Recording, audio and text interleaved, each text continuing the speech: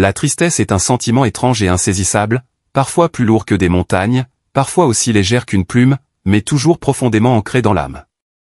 Elle peut surgir de différentes manières, souvent inopportunes, mais quand elle frappe avec une telle force qu'elle semble engloutir l'ensemble de l'existence d'une personne, il devient presque impossible de s'en relever. C'est précisément ce que vit Pascal Bataille et sa femme, qui, confrontés à une maladie aussi cruelle et implacable que le cancer, vivent une expérience partagée de douleur infinie. Pascal Bataille, un homme au caractère dynamique, passionné et ambitieux, n'aurait jamais imaginé qu'un jour il se retrouverait dans une situation où sa vie serait marquée par une souffrance aussi profonde. Il avait tout pour être heureux, une carrière prometteuse, une vie de couple épanouie, des rêves plein la tête. Pourtant, le destin en a décidé autrement. Le cancer, une maladie perverse et sournoise, est venu frapper à la porte de sa vie, et il n'a pas fallu longtemps pour que tout ce qu'il connaissait de bien et de joyeux commence à se transformer en ombre. Mais ce n'est pas tout. Le calvaire de Pascal ne se limite pas à sa propre souffrance. Ce qui rend son histoire encore plus tragique, c'est le fait que sa femme, celle qu'il aimait de tout son cœur, celle avec qui il avait bâti des projets de vie, souffre aussi de la même maladie.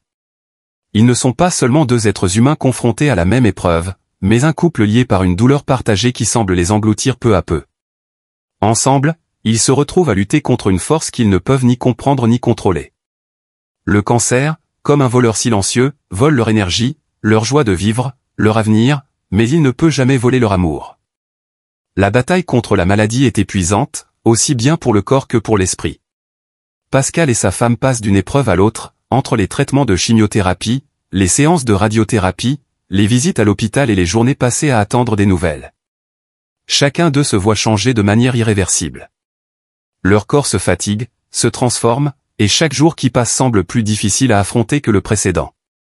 Ils sont devenus des ombres d'eux-mêmes, perdant petit à petit ce qu'ils étaient avant que la maladie ne vienne tout chambouler. Il y a des jours où tout semble trop lourd. Les craintes, les incertitudes, la douleur physique et mentale.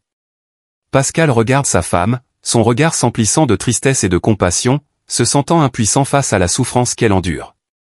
De même, sa femme, en dépit de la souffrance qui ronge son propre corps, fait de son mieux pour soutenir Pascal, l'encourager, et lui transmettre une force qu'elle n'a pas.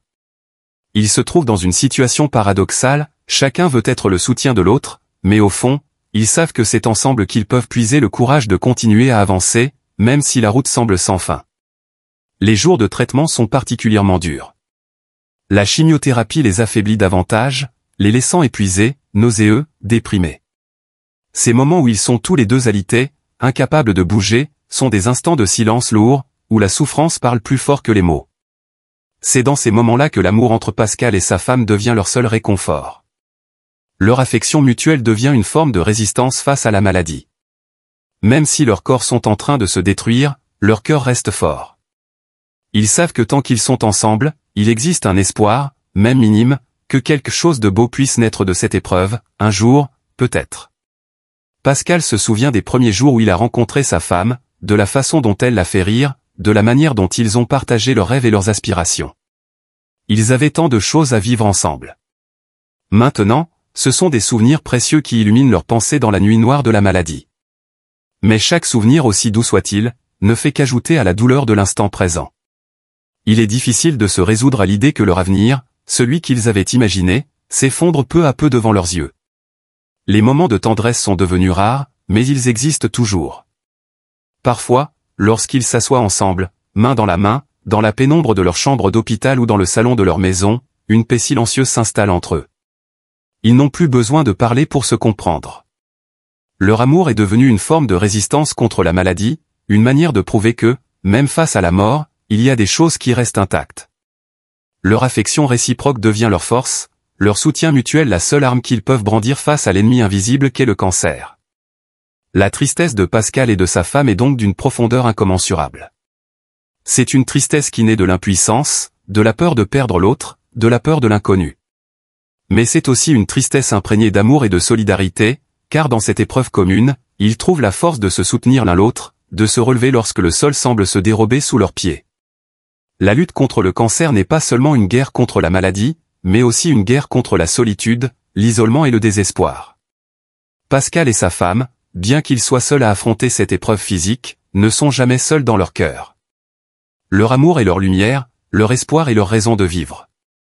Même si, un jour, cette maladie emporte l'un d'eux, il restera toujours dans le cœur de l'autre un souvenir éternel de ce combat commun.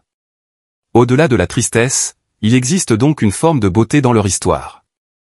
Ce n'est pas une beauté évidente, mais une beauté cachée dans la profondeur de l'amour humain, dans la capacité à aimer malgré la souffrance, à se soutenir malgré la douleur. Pascal Bataille et sa femme, face à l'épreuve de la vie, nous rappellent que, même dans les moments les plus sombres, l'amour peut être une lumière, et que la tristesse, bien que lourde, peut aussi être une occasion de se rapprocher encore plus de ceux que l'on aime.